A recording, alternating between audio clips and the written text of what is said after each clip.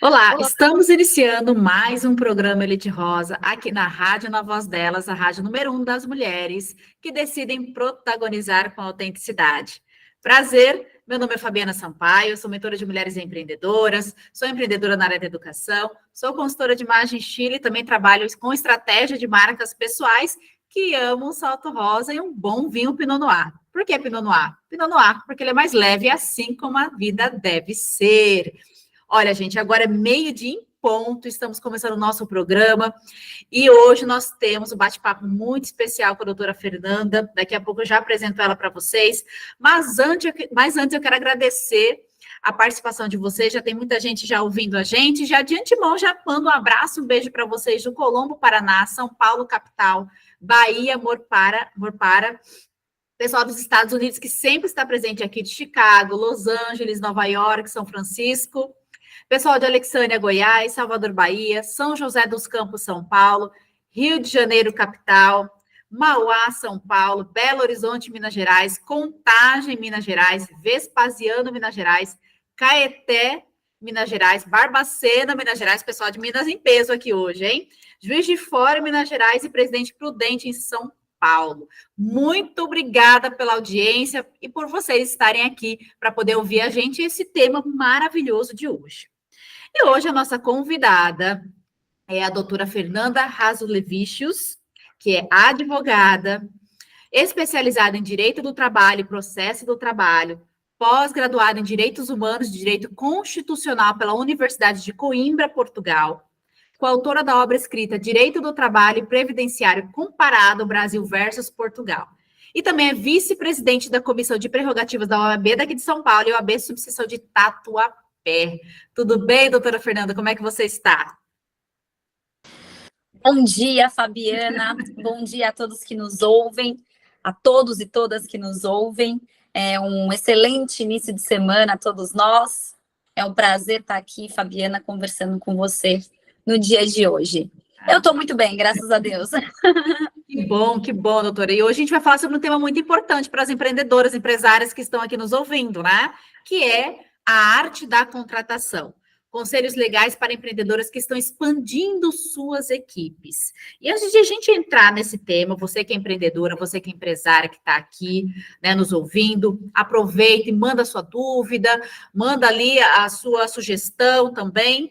Já anota aí o número, DDD 31 98308 5976, DDD 31 98308 5976, manda sua mensagem, tá certo? Então, vamos começar nosso bate-papo aqui com a doutora Fernanda. Mas, Fer, já falei Fer, já. Fique à vontade.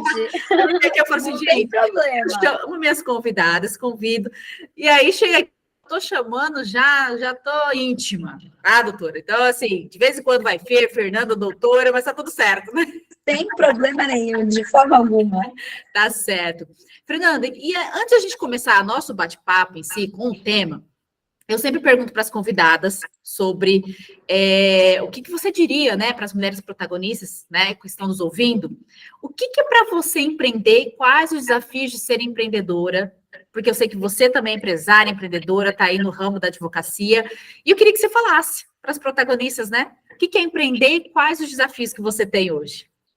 Olha, o que eu posso dizer sobre a ótica da advocacia mesmo. Sim. E o grande desafio é enxergar o escritório de advocacia como uma empresa. Eu acredito que em muitas outras profissões, a gente sai dos bancos da faculdade com aquela impressão de profissional autônomo, sem entender que seu escritório de advocacia é uma empresa.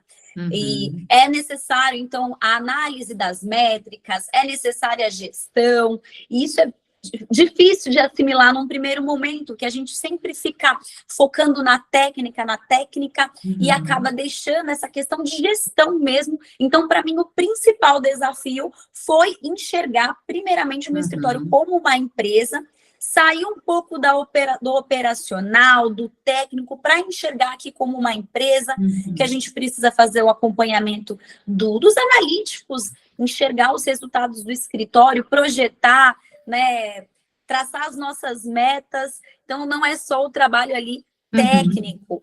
Então, isso não se aplica só à advocacia, a gente tem uma série de atividades técnicas aí que as pessoas sempre ficam investindo em aprender mais, o que é muito importante, né? É essencial a gente estar sempre se capacitando de forma técnica, mas é super importante a gente enxergar como empresa e buscar aprender essas questões empresariais mesmo, conceitos empresariais, que na faculdade, por exemplo, eu tive só no aspecto do direito societário, mas não como gerir e administrar uma empresa. Então, foi um desafio e por muitos anos eu levei o escritório como uma forma até, digamos assim, amadora, né? Não empresarial, amadora, mas hoje, graças a Deus, passei a investir, hoje não, já tem um tempinho, né? Passei a investir nessa questão de gestão e aprender a gerir, de fato, o escritório como uma empresa. E acho que um segundo maior desafio hoje, não só para mim, acredito que para muitas empresas e empreendedoras, é a contratação, né? A contratação não no sentido jurídico, mas no sentido de buscar pessoas no mercado de trabalho. Acho que tem sido um desafio para todo mundo.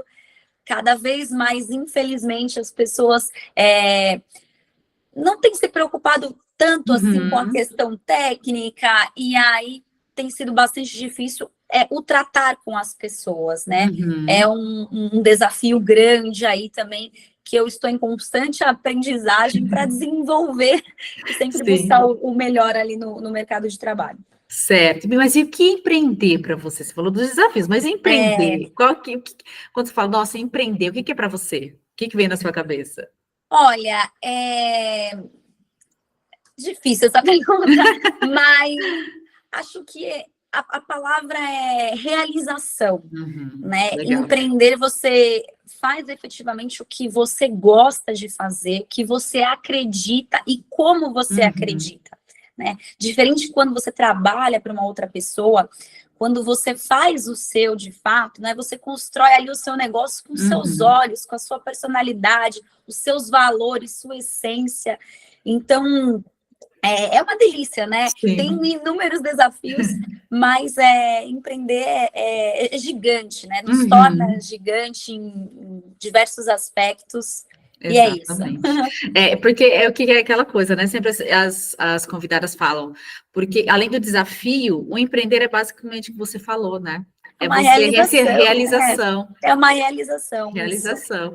Ou seja, você vai colocar seus valores, sua essência, é você ali, né? Existe um CNPJ, mas por trás desse CNPJ existe ali um CPF que vai cuidar de tudo isso, né? Isso é muito importante. E aí, quando as mulheres começam a empreender, falando diretamente para elas, é claro que tem homens também que nos ouvem, mas as mulheres, quando começam a empreender, geralmente, nós chamamos até de eu presa, né? Que a gente faz tudo. Só que chega um ponto que a empresa ela começa a crescer. As demandas começam a aumentar, as demandas de trabalho, inclusive as vendas, que bom, começam a crescer. E você precisa expandir equipes, contratar pessoas, né? Buscar essas pessoas no mercado de trabalho.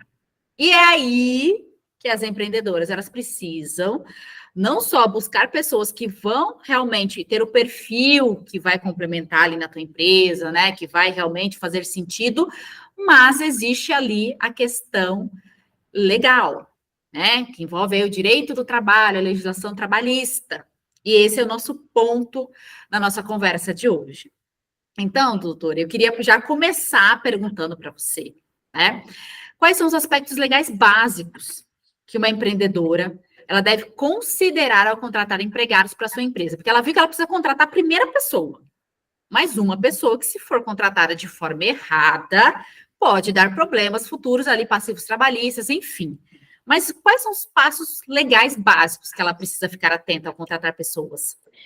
Bom, Fabiana, o primeiro passo é identificar qual é a necessidade dessa contratação. Então, eu preciso de uma pessoa para fazer um trabalho pontual? Eu preciso de uma pessoa para fazer um trabalho que vai ter uma curta duração? Ou eu vou precisar de uma pessoa que esse trabalho se prolonga aí ao longo do tempo? Eu vou precisar de uma pessoa que trabalhe só por tarefa? Ou eu vou precisar de uma pessoa que esteja ali cumprindo uma carga horária, recebendo ordem, tendo que estar diariamente ali, eu preciso de uma pessoa trabalhando presencial ou eu preciso de uma pessoa trabalhando remotamente? Então, o primeiro passo é traçar a sua necessidade.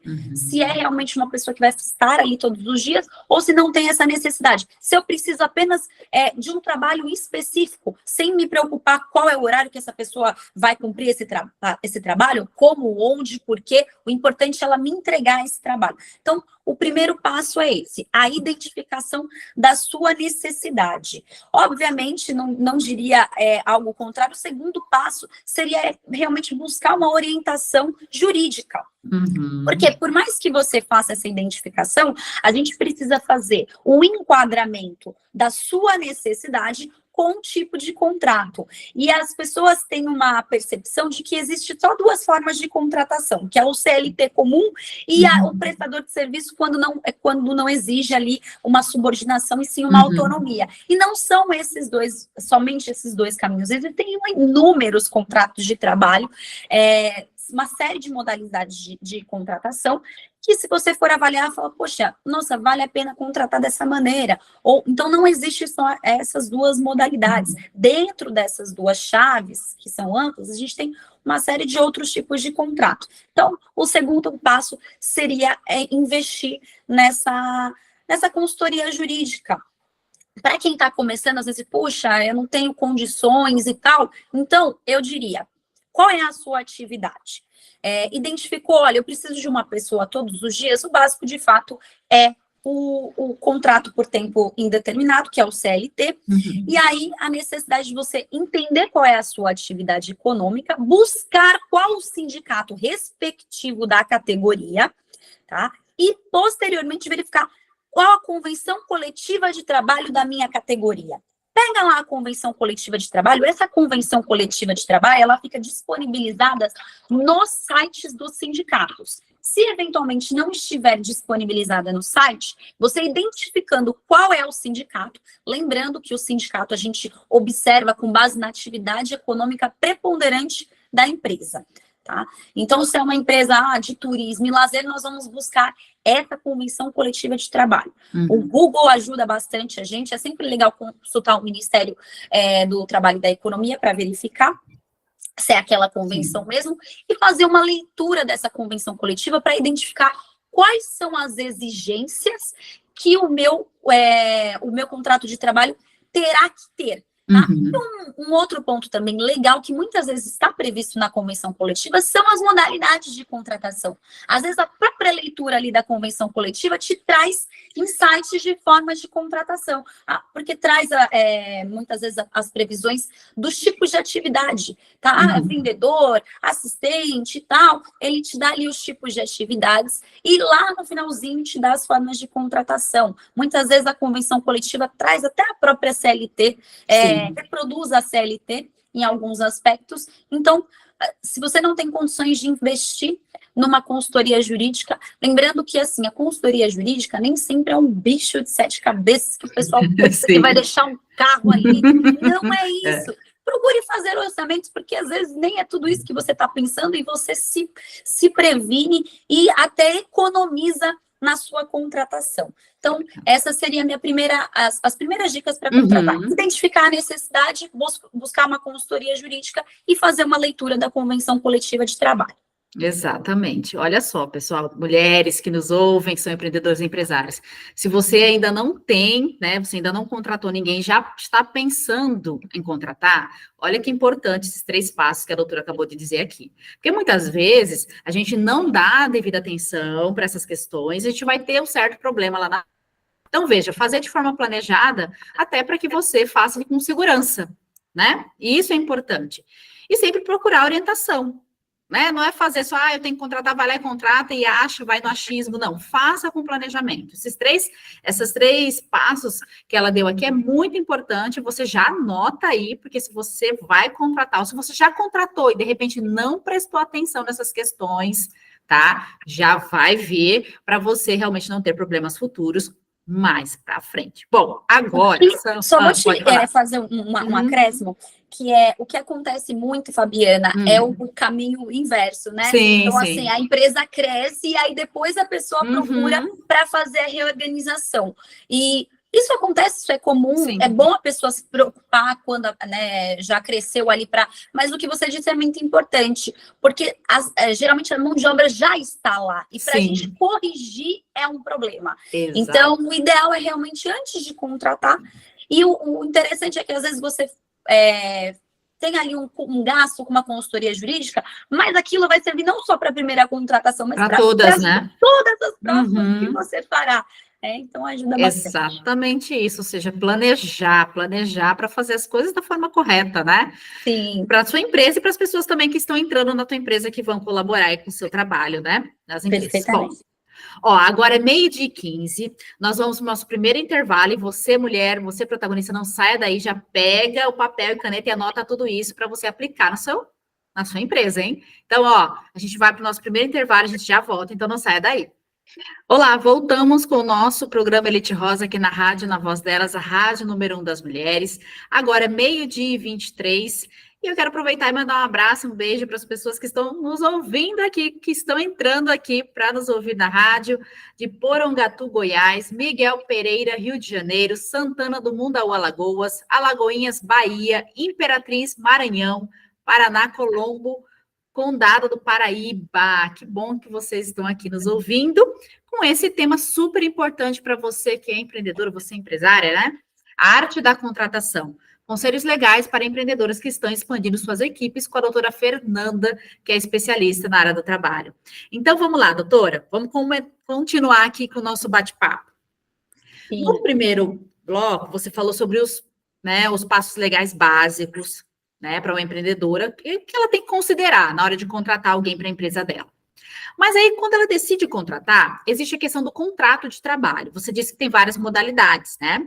Mas tem aquelas que são as mais utilizadas, né, das empresas. Qual que justifica o uso de cada uma? Bom, existem muitos mesmos contratos, então eu vou tratar aqui sobre a questão dos contratos por tempo determinado e indeterminado, tá? Então, a regra geral é o prazo por contrato por prazo indeterminado. Então, a gente contrata uma pessoa, a gente não tem a previsão de quando ela vai embora, certo? Quando a gente está fazendo ali o contrato CLT comum, que é o mais utilizado. Então, a gente não sabe quando ela vai embora, diferente do contrato por prazo determinado. Um dos contratos por prazo determinado mais conhecidos é o contrato de experiência. Então, o contrato de experiência, que pode ter o prazo máximo de 90 dias, ele é utilizado para a gente experimentar, de fato, os serviços do empregado e ver se atende às nossas necessidades, e o empregado também verificar se é isso que ele busca, que ele quer. Por outro lado, nós temos também contrato por prazo determinado, e aí a lei traz algumas exigências para isso. Como eu disse, a regra geral é indeterminado. Então, quando se aplica essa questão do prazo determinado? Quando há necessidade, quando a empresa tem situações transitórias, que a gente chama, ou tem uma atividade transitória, ou ela tem situações transitórias dentro da empresa. Um exemplo de situação transitória é quando há, por exemplo, férias de um empregado e eu preciso colocar alguém para substituí-lo. Então, vamos pensar numa empresa pequena, que tem apenas um empregado ou dois empregados, do qual um não consegue absorver a demanda do outro. Então, eu preciso colocar uma pessoa ali naquele lugar. E uma solução é esse contrato por prazo determinado. Pelo período das férias, 30 dias, 15 dias, independente do período, lembrando que o prazo máximo são de 2 anos para esse tipo de contratação. Então, eu vou substituir aquele empregado por um empregado que será contratado por prazo determinado. Uma outra situação é, por exemplo, quando o empregado está afastado por motivo de doença ou por uma licença maternidade, eu preciso colocar uma pessoa que cubra esse empregado. Então, olha, a minha profissional é uma excelente profissional, não tem interesse de desligá-la, mas eu preciso de alguém no lugar durante esse tempo, então eu faço a contratação para esse período que minha empregada vai ficar ausente, por exemplo, numa licença maternidade. Uhum. Tá? Uma outra situação, que são as atividades que são transitórias, o exemplo mais clássico que a gente tem são as contratações nas festas natalinas, ali na comemoração Sim. do final de ano, nos shoppings, ou, por exemplo, na Páscoa, quando há uma alta demanda ali de produção de ovos de Páscoa, onde são contratadas mão de obra superior para atender somente aquele prazo de produção. Então, para fazer essa contratação, obrigatoriamente eu preciso dessa situação diferenciada, dessa situação transitória. Do contrário, eu não consigo fazer a contratação. E aí, o que implica? Que risco implicaria nisso? Primeiro, se eventualmente esse empregado que foi contratado por prazo determinado, ele ingressa com uma ação trabalhista e diga, olha, na verdade, não seria uma situação transitória, não. Ela me contratou por prazo determinado, quando, na verdade, deveria ser um contrato por prazo indeterminado. É ônus da empresa comprovar o motivo que levou a essa contratação por prazo determinado. Olha, eu contratei aqui porque nessa época do ano eu aumento em 100% a minha produção. Sim. Eu preciso de mão de obra, mas é pelo um período de 3 meses ao longo do ano. Ou se não, olha, não, eu contratei essa pessoa por prazo determinado porque eu tinha um empregado que estava afastado por auxílio-doença. Eu precisava de alguém para fazer essa substituição. Ele retornou ao trabalho, então eu não preciso mais dessa mão de obra. Tá? Sim. Em que pese o contrato por prazo determinado, ele dá direito ao empregado a todos os direitos que uma pessoa com prazo indeterminado tem, a diferença é a questão do aviso prévio, Fabiana, e a multa também dos 40%. Porque qual que é a ideia do aviso prévio e da multa dos 40% do FGTS? A ideia é que o empregado, ele não, que é aquele que trabalha por prazo indeterminado, ele não está esperando por aquela demissão, ele é pego de surpresa, e para que ele se recomponha, né, ele precisa do prazo ali de 30 dias ou mais, no caso de aviso prévio indenizado, para se recompor, para buscar uma nova recolocação profissional. Essa é a ideia, certo? Diferente do contrato por prazo determinado. Você sabe quando esse contrato vai acabar, não é uma surpresa para a sua vida. Isso não está te pegando de sopetão. Então, afasta-se esse pagamento. Então, por isso que é importante a empresa, sempre, por mais que a CLT não exija um contrato escrito, a minha sugestão é que todas as pessoas que façam esse tipo de contratação façam um contrato escrito. Aliás, até nos contratos por prazo indeterminado, a minha sugestão é sempre ter o contrato de trabalho com as regras bem específicas para que não tenha nenhum problema. E é sempre, quando as regras estão claras para as duas partes, é muito mais tranquilo, do empregador exigir. Olha, veja bem, estava tudo aqui. A gente conversou sobre isso. Quando você começou, a gente tratou sobre isso. E, por outro lado, o empregado também. Olha, veja bem, a gente precisa ajustar o meu contrato porque isso não estava previsto. Um contrato, mesmo que seja um contrato de trabalho, ele depende de manifestação de vontade das duas partes e concordância das duas partes, tá? Tirando aí as questões de poder diretivo da empresa, que a gente leva aí para um outro papo, mas existe sim essa questão de manifestação de vontade das duas partes. Certo. Olha só as informações preciosas para você, hein, mulher empreendedora, que está nos ouvindo aqui. A importância de saber diferenciar, né, um contrato por prazo determinado, saber que existe o contrato por prazo determinado, quais são as possibilidades e quando você pode contratar por essa modalidade. Veja a importância disso, tá? A importância de você, principalmente, né, se vai contratar, já pensar em registrar, né? Pensar em registrar desde o início, né? Para você não ter esses problemas, enfim, coisas aí que muitas empreendedoras às vezes podem, né, passar batido, contratar só de boca, né, doutora? E aí não tem contrato, e aí não tem nada especificado em contrato, e isso pode ser um problema futuro, certo? Sim, sim. Além, assim, até do próprio registro, fazer aquela avaliação, Fabiana. Olha, tem tantos... Eu gosto sempre de trazer o exemplo do aprendiz, do estágio. A gente tem o contrato intermitente, trabalho avulso, eventual, cooperado, tem uma série. Sim. Mas eu gosto muito de trazer a questão do estágio, porque para quem está começando ali e precisa de uma força, é uma contratação super interessante, porque se você está num nível... ali que você está em crescimento ainda, você consegue trazer uma pessoa que está aprendendo. Lógico, eu gosto de evidenciar que o caráter do estágio é a aprendizagem. Então, você contrata uma pessoa que é uma mão de obra que não é cara, justamente pelo fato da contrapartida não ser só a bolsa auxílio, mas a ensinar essa pessoa. Mas para quem está começando, é excelente para as duas partes, a empresa que está começando e aquela pessoa que está sendo contratada. Porque você consegue moldar essa pessoa, ensinar essa pessoa, e futuramente essa pessoa pode ser o seu o empregado ideal, porque ele trabalhou ali todas as questões que você precisava, da forma como sua empresa precisava. Inicialmente é uma mão de obra que tem um custo menor, lembrando sempre da questão do caráter educativo, mas se você consegue desenvolver essa pessoa e diante de tanta dificuldade que a gente tem hoje de contratar, isso é maravilhoso, né? Sim, você deixar uma pessoa preparada para você. Então, fica uma sugestão. Certo. E deixa eu te perguntar, doutora, já que você tocou no assunto do estágio, qual que é a diferença do estagiário para o aprendiz? O aprendiz, a gente, dentro da CLT, a pessoa pode iniciar o trabalho a partir de 14 anos de idade. Tá? As pessoas se iludem até com esse negócio de 18 anos, 16 anos, não, 14 anos de idade já pode se iniciar o trabalho. A diferença é que esse menor aprendiz, ele não pode trabalhar de forma noturna, não pode se expor a trabalhos perigosos, insalubres, ele obrigatoriamente precisa ter uma empresa intermediando o contrato, tá? O aprendiz. E ele pode ser um estudante, não precisa ser de universidade, nem curso técnico e tal. Só que assim, ele tem uma limitação de carga horária. Então, são 4 horas diárias, enquanto o estagiário tem uma carga de 6 horas diárias. Então, a gente tem um pouquinho a mais ali, na questão das horas. Tá? Geralmente são pessoas realmente mais novinhas que estão começando o trabalho mesmo.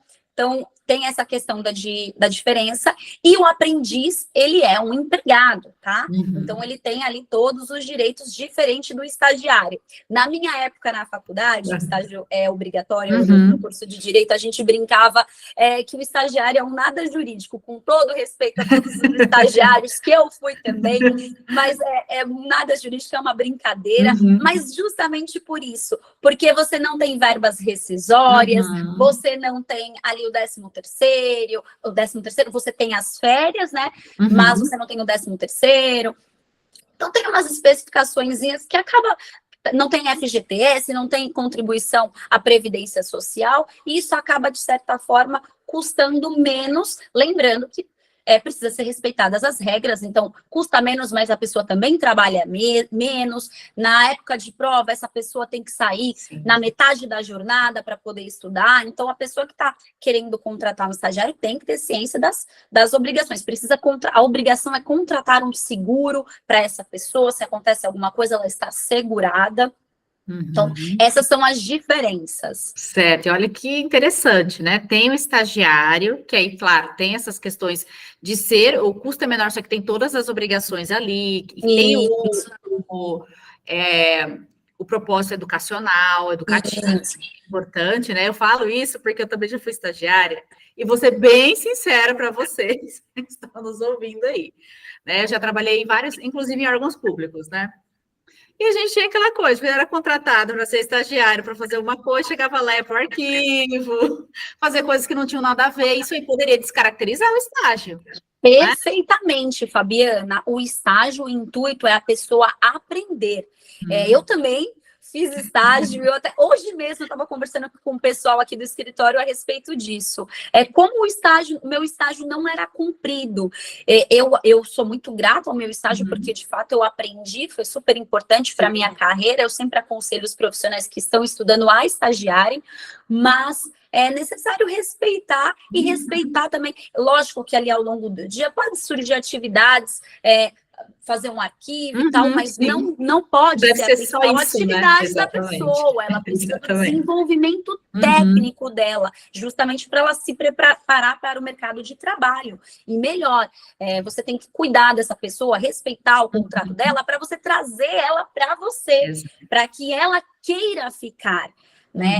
Então, É bem bacana essa questão do estágio, quando realmente é um estágio que você precisa, um estagiário que você precisa. Se você precisa de uma pessoa pronta, esquece estágio. Sim. Você não pode abandonar a pessoa. Então, você acaba, o custo financeiro é menor, por outro lado, aquela pessoa vai te demandar um pouco mais de tempo. Sim. Você tem que ter essa ciência.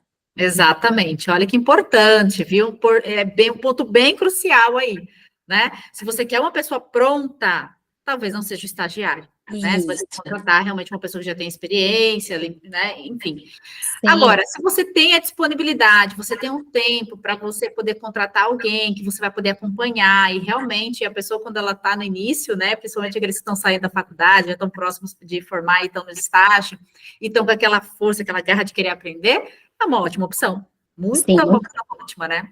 Bom, agora são 12h37, nós vamos para o nosso segundo intervalo, a gente já volta e você não saia daí.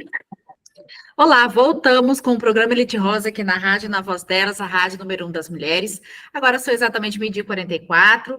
Pessoal está entrando ainda aqui na rádio para ouvir aqui o programa. Pessoal de São Paulo, Itaquaquecetuba, Praia Grande, São Paulo, Maceió, Alagoas. Um abraço, um beijo para vocês que estão entrando aqui para ouvir a gente. E hoje a gente está falando sobre um tema muito importante para as empreendedoras, que é a arte da contratação. Conselhos legais para empreendedoras que estão expandindo suas equipes, com a doutora Fernanda, que é especialista na área do direito do trabalho, ela está aqui falando sobre um tema muito importante para nós. E, doutora, continuando aqui a nossa conversa, nosso bate-papo, em relação às consequências legais, principalmente, responsabilidades legais, na verdade, em relação à remuneração, horas extras, benefício dos empregados. Nesse caso, a convenção coletiva, ele traz muita informação sobre isso, né? Exatamente, Fabiana, o principal ponto de atenção para essas questões é a convenção coletiva de trabalho. A convenção coletiva de trabalho, ela traz o piso salarial, que é super importante para a gente observar na hora de contratar, até para a gente estar de acordo com o mercado, né? Às vezes a gente não consegue mão de obra, acha que é por alguma questão, e às vezes é o piso que não está sendo respeitado e outras pessoas estão respeitando. Então, a primeira questão é o piso salarial. Depois a gente tem, com relação às horas extras, a questão do percentual de pagamento de horas extras. Então, a regra geral é 50%, um acréscimo de 50% na hora, quando a gente faz horas extraordinárias. Mas a convenção coletiva pode prever um outro percentual, nunca inferior, mas superior a essa questão. A questão também de benefícios, os benefícios obrigatórios, eles estarão discriminados na convenção coletiva de trabalho. Então, como é que eu sei se eu preciso pagar vale-refeição, vale-alimentação, cesta básica, por meio da convenção coletiva de trabalho? Ah, mas e se a convenção coletiva de trabalho não prevê essa questão do benefício?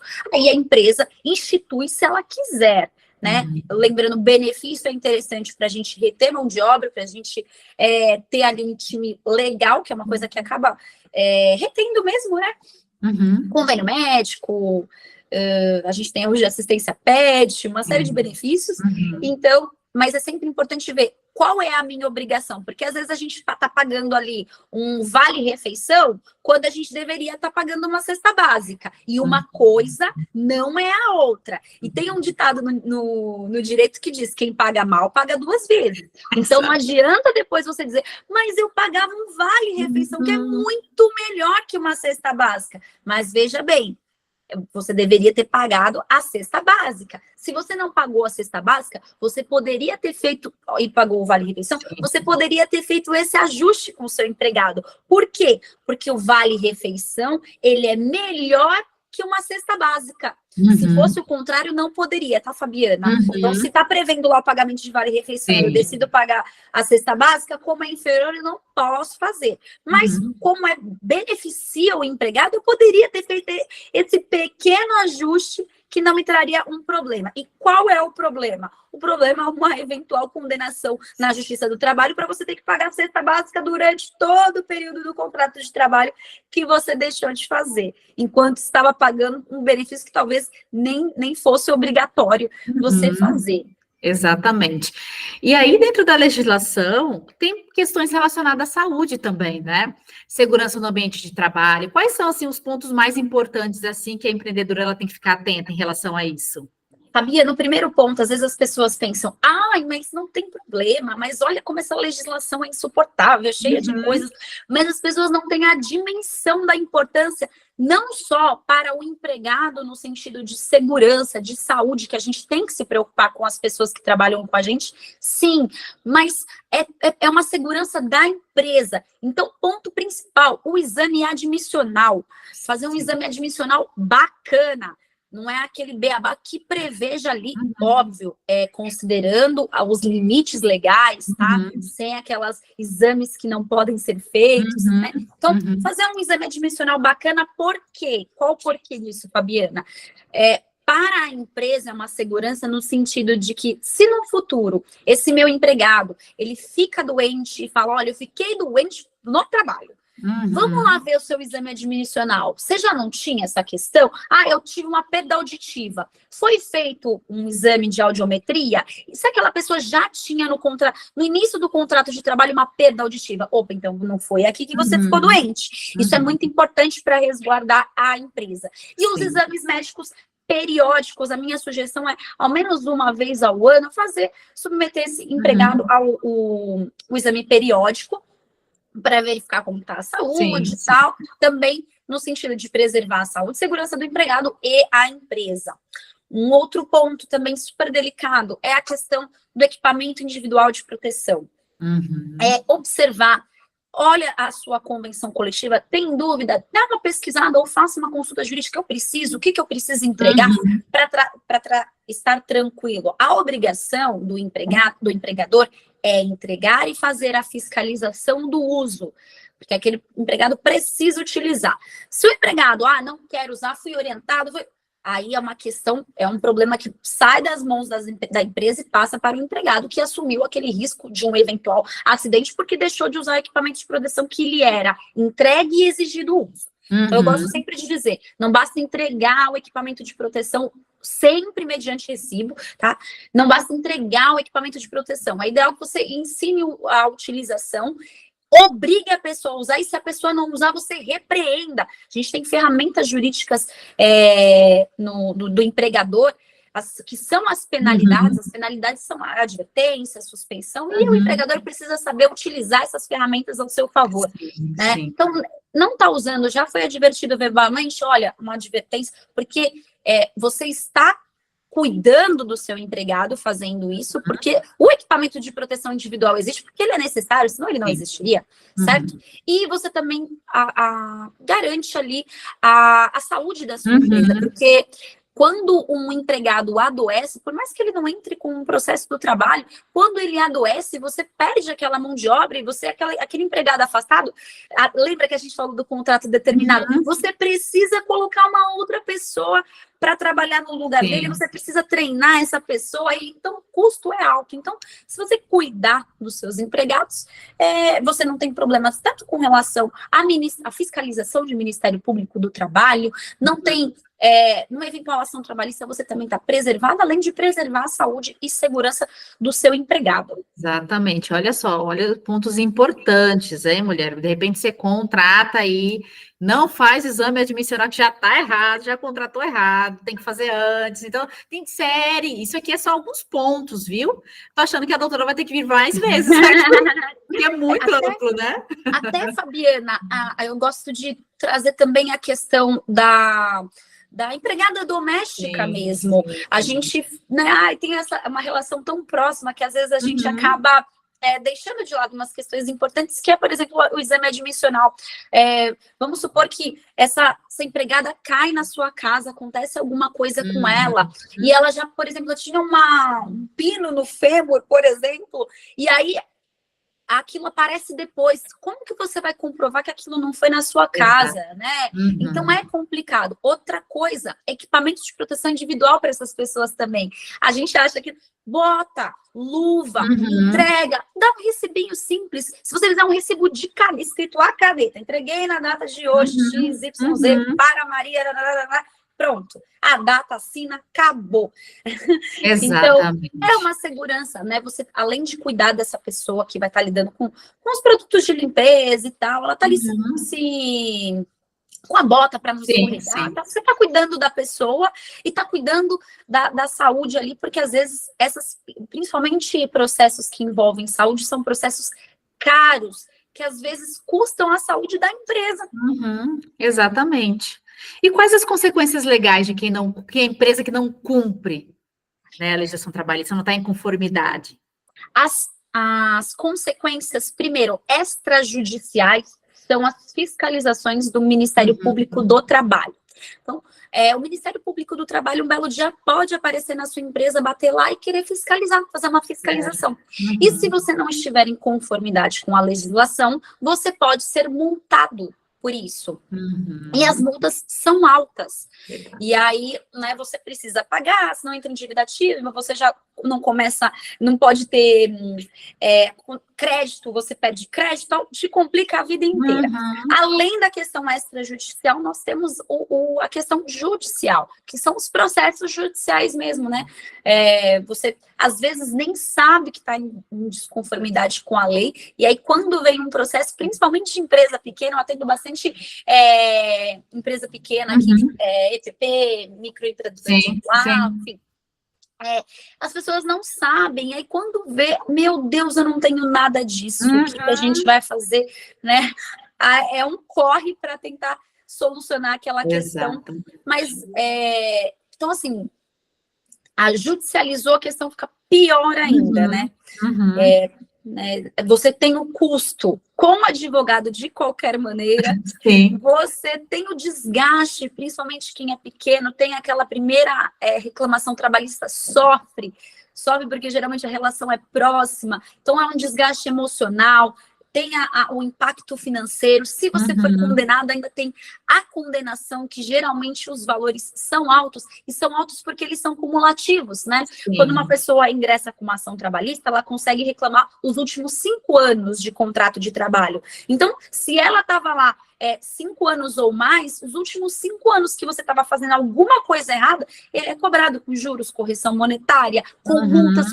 Então, não é só o título, não é só a verba que você deixou de pagar. Você tem os juros, a correção monetária, você tem as multas por não ter cumprido com o que você deveria, e aí você tem multas que podem estar previstas na convenção coletiva de trabalho, e essas multas, elas existem por um motivo, para coibir a prática.